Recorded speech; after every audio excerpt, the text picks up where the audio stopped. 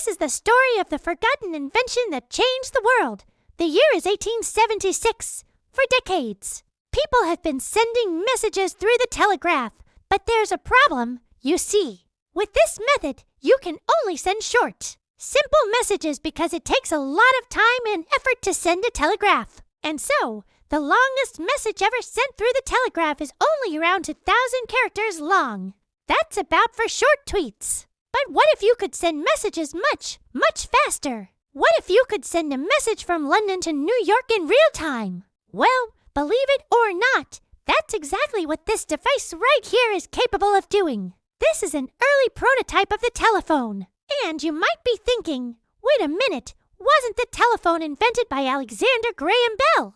And the answer is yes. But it was actually Bell's assistant, an African-American man named Thomas Watson, who is credited with inventing the first practical telephone. You see, while Bell was on vacation, Watson was working in the lab, and he wanted to send his boss a message. So he picked up the receiver and said, "Mr. Bell, come to the laboratory at once. The work is finished," and that's exactly what Bell did. He rushed back to the lab, and he heard Watson speaking into the receiver.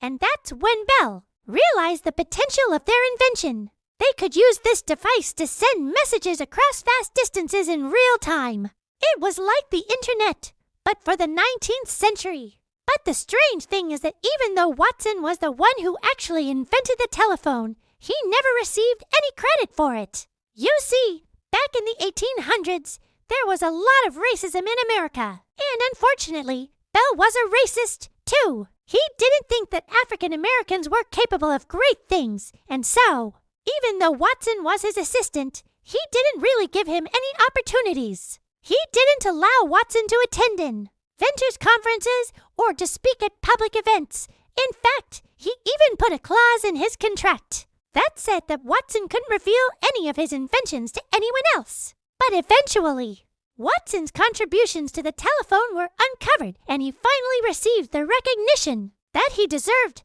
And then something amazing happened. After Bell died, Watson became the director of a famous museum, and under his leadership, the museum became one of the most popular museums in the world. If you want to learn more about Thomas Watson and other unsung heroes of science and text, make sure to check out the series in the description below. Until next time, I'll see you guys later.